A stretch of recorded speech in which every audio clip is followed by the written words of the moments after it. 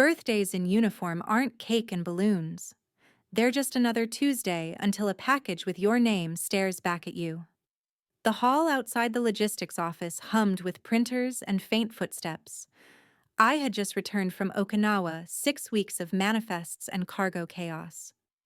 My body was split between time zones, but the paperwork kept piling. I bit into a protein bar and then froze. A brown box sat on the bench. Warren Elise. Full name spelled right. That almost never happened. I lifted it. The weight was wrong, neither empty nor full, just deliberate. The tape was pressed two neat diagonal lines, sealing it with precision. Cold, sterile, not like family. Then the scent hit me, cheap glue and lavender. My stomach clenched. Chloe's cluttered studio had reeked of the same thing. She had called those stacks inventory, but they were just boxes taped like this one. "Where'd you get that?" Colonel Harris's voice snapped behind me.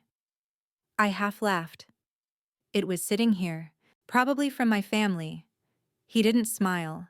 His finger tapped the bottom corner. Under fluorescent light, a faint glint appeared. BlueGlint Logistics. "Don't open it," he said. "That's not a gift. That's a trap." The word trap sank like lead. My grip loosened. The box weighed double. Security came. Gloves. Forms. I signed my name with a hand that shook as if each letter admitted guilt. Cameras flashed. Evidence tape sealed it away.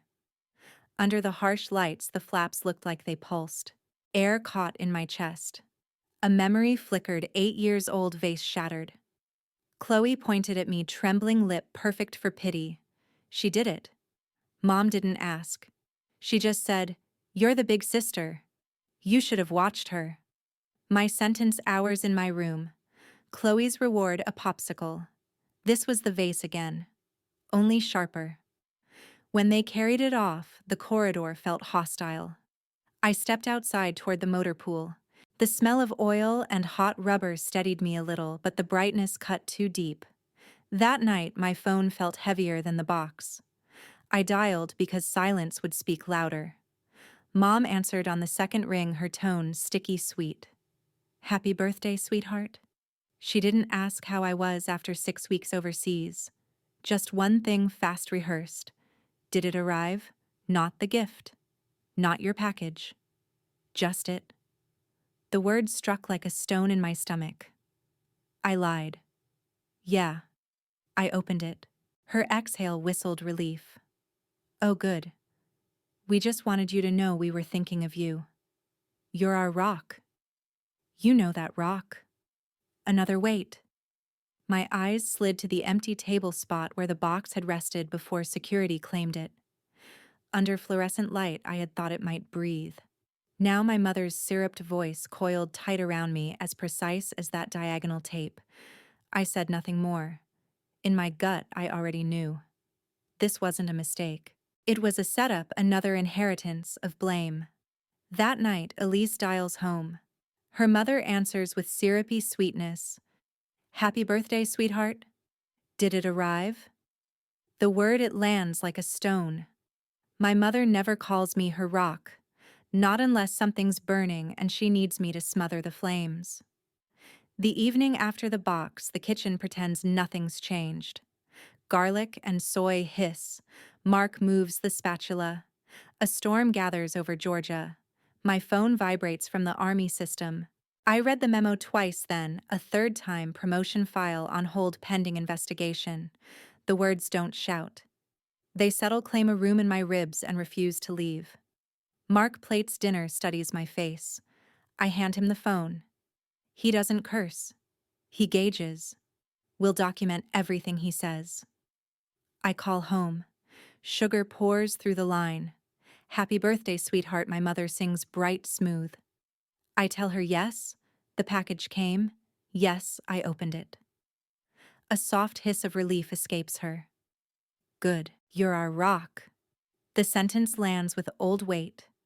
I feel hallway tile under 8-year-old feet, sticky popsicle, while Chloe points. "You're the big sister," Mom said. "You should have watched her." 19. I watched my checking account instead, covering Chloe's credit cards. 27. I loaned her rent just until I get on my feet and learned how elastic until can be. I hang up. The kitchen returns smaller. Mark sits beside me, our knees touching. I tell him about the breath that arrived faster than her greeting. He listens through steam, then sets his palm down. They're scared.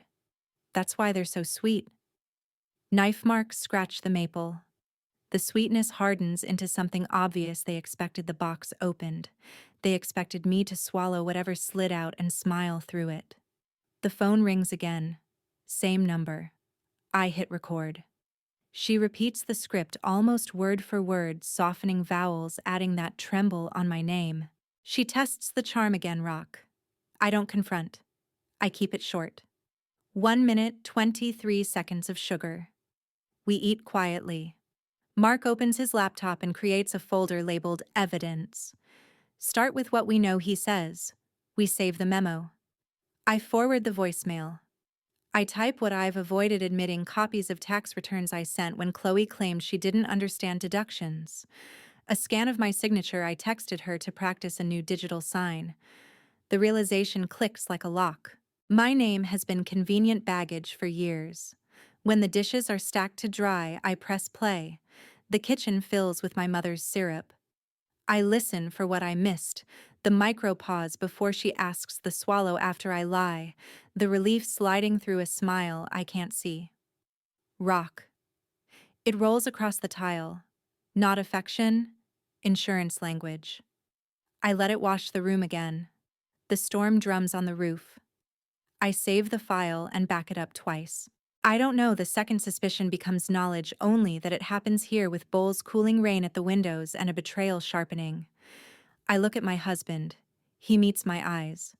We don't toast to anything, we just begin now. Late that night, an email from CID arrives. Lieutenant Warren Bloom Designs LLC has been flagged in federal databases.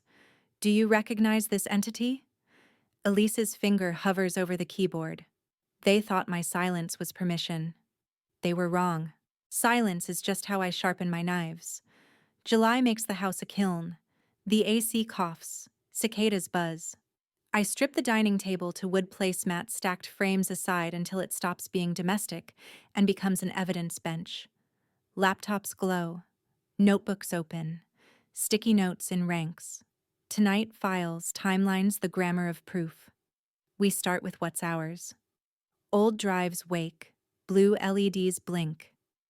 In a folder named Tax Help sits the PDF of my 2018 return I emailed for reference when Chloe swore she'd learned deductions. Beside it, a .png of my signature I once texted for Elise format. Mark doesn't scold. He inventories date sent recipient device. He prints them and tapes a sheet titled Comparison to the table. We're not rewriting the past, he says. We're documenting a crime scene. I request logs from my carrier. It feels like fishing in the dark until the timestamp arrives. 02:07 a.m. 6 months ago, numeric code used to register Bloom Designs LLC. While I slept after a double shift, someone looped a knot through my number and pulled. Agent Nichols appears on video jaw set. He asks to record. I agree. Now. I walk him from package to phone logs while Mark shares files. His eyebrow lifts at the SMS. That's an artifact that holds, he says. We'll corroborate with the registrar. We cross-check the label. The P.O. box isn't in my parents' town, but it rhymes with their habits. Shortcuts mail that migrates to drawers. Nichols runs it. The same box was flagged in a prior BlueGlint case. Macro your real signature, he instructs. Angle light to show stroke order and pressure. Mark sets the lamp. I sign 3 times on uncoated stock. On screen, we place forged invoices beside fresh ink.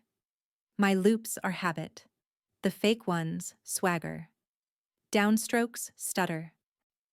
Close enough for a lazy clerk, far enough for a bench. Mark builds a spreadsheet with tabs, emails, finance, shipping, phone. Build the wall of truth before they build the gallows, he says. I circle IPs in old emails from Chloe, one from a cafe near her place, one from my parents' living room. Suspicion gets coordinates. A voicemail arrives. Chloe's breathy sincerity tries to sound adult. Just say it was a mix-up, L. Nobody needs to get hurt. Hurt skates like oil. I forward it to Nichols from Chloe. No response. I save it again under voice. We pause for water. Sweat beads. Mark's shirt clings. The table looks like a city seen from the sky grids and lights. I think of my mother rolling the word rock and decide it will mean foundation, not burden. Nichols emails for a formal chronology. I begin with ordinary things, Okinawa, the bench outside admin, a glint on the label. Then the things I'd tried to forget, the vase, the card debt, the rent that never returned. At 2:07 a.m. my hand steadies. There's a line between being sure and being able to prove it. Tonight we cross it. Mark's palms find my shoulders, not to soothe, to anchor. You're turning ghosts into measurements, he says. My knives aren't in the kitchen. They live in timestamps and headers that don't blink when someone cries. The laptop dings.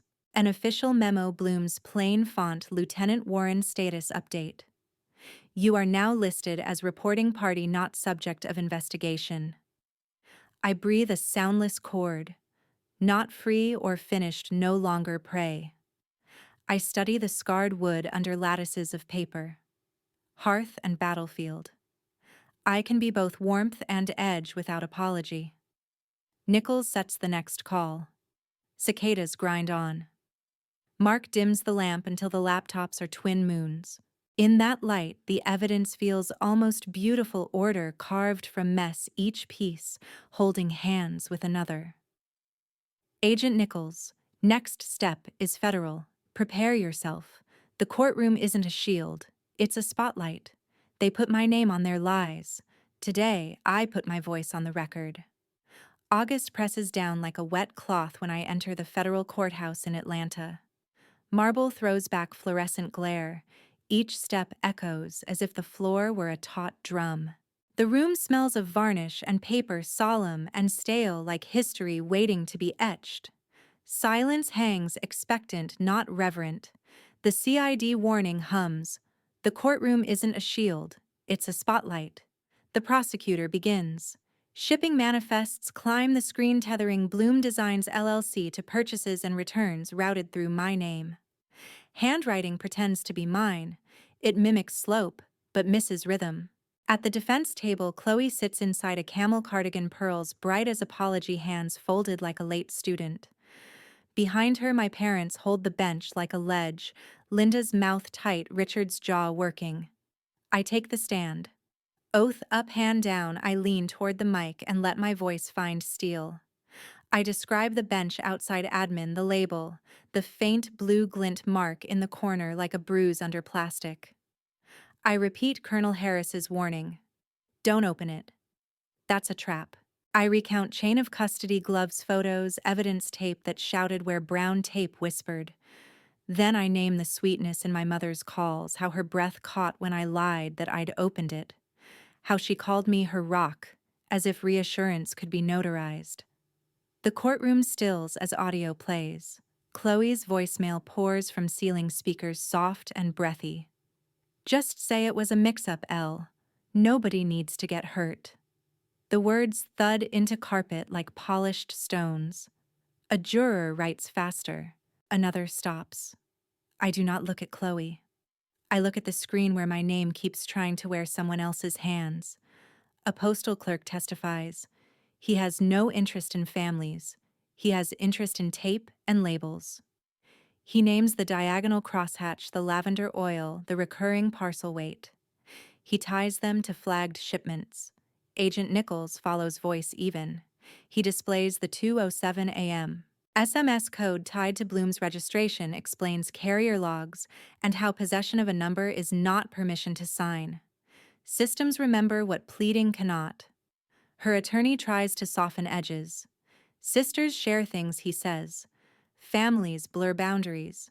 Paperwork gets sloppy under stress. He asks if I misunderstood the spirit of help. I answer in the grammar of facts. I meet my mother's eyes and say clearly enough for the back row. They counted on me being strong enough to carry their crimes. I'm done carrying. Something moves in her face, resistance collapsing into something like recognition. The clerk lays two signatures side by side beneath a document camera. The first is muscle memory, the lift on the W, the quick tuck of the tail. The second performs confidence and limps. Strokes hesitate. Loops swell where mine narrow. Judge Atkins studies the overlay pen tapping once, twice. Her voice is clean glass. This court accepts the plea of guilty on all counts. Chloe answers, "Yes, Your Honor," and the mask slides off her features as if gravity finally noticed. The air changes temperature. Chairs whisper. Somewhere, a throat clears like a small storm. As I step down the aisle looks longer than when I walked up. Linda's lips shape a sentence meant to stay private. "You could have protected her." I stop. I turn so the microphones can carry what needs to be said, not in apology but in the language of boundaries. I breathe once, feel the oak of the rail under my palm, and let the room witness the difference between endurance and consent. My father looks down at his shoes as if they might explain the verdict. Chloe's pearls click softly when she swallows. The microphones wait red lights steady, inviting truth to stand upright. "I'm not your insurance policy anymore. They always said I was the strong one. For years, that meant carrying their weight. Today, it meant putting it down." September light filters through the blinds in a way that feels almost deliberate, clean, ordinary, stripping away the months of shadows. My inbox pings with an HR memo status active consideration. "Your promotion file has been reactivated." The words are plain bureaucratic, the kind that usually vanish into background noise. But this time, they land with the weight of a verdict. No confetti, no ceremony, just confirmation that the red mark has lifted. It is enough. I drive to Base Records. The clerk doesn't look twice as I hand over forms to update my emergency contacts. I scratch out Linda and Richard Warren and write Mark Warren in their place. It is only ink, but it feels like severing a tether that kept pulling me back toward their chaos. Later at the courthouse registry, I slide a notarized letter across the counter, my disassociation from Chloe's debts. Her business is her Bloom-branded mess. The stamp lands with a hollow thud, official and irreversible. For once, my name exists without anyone else borrowing it. At home, I find the shoebox buried deep in the hall closet.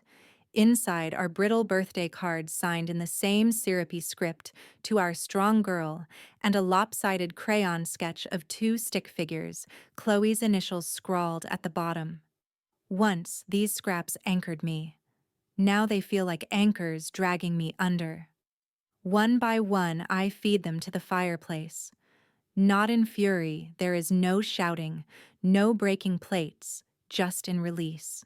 Paper curls, flames bite, and smoke swallows the words that kept me bound.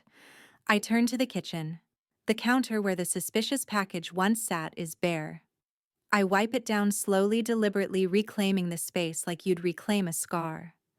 No ghosts linger here now, only the faint scent of lemon cleaner, the surface gleaming under morning light. Mark watches me from the doorway, arms folded loosely, eyes warm with quiet understanding. "Did you just break up with your whole family?" he asks. I let out a faint laugh, the first in months. "In writing," I answer. The line feels truer than anything I've said in years. Later, a final text from Chloe pings across my screen. "Nobody needs to get hurt." I stare at it, thumb hovering. No rage, no temptation, just clarity. I press delete. That's the climax, choosing silence not as submission, but as refusal. Dawn spills across the counter the next morning, sunlight pooling where the box once claimed territory. I set down my coffee mug, steam curling upward like a quiet benediction. The house is still, but it doesn't feel heavy. It feels mine. I whisper into that light, steady and certain I didn't unwrap the last lie. And that's what saved me. For the first time in years, I breathe deeply, and the silence answers back, not theirs, not forced, but mine alone. I walked out of those shadowed months with one clear truth. Silence is not always weakness. Sometimes it's the sharpest weapon for protecting your dignity. I want to hear from you if you were in my place. Would you have stayed silent and steady or confronted my sister in the middle of the wedding? Leave your thoughts because your voice reminds me I am not alone. And remember this in life: when betrayal or injustice corners you, keep calm, gather your proof, and reclaim justice with clarity, not with anger. That way, your strength speaks louder than any outburst ever could.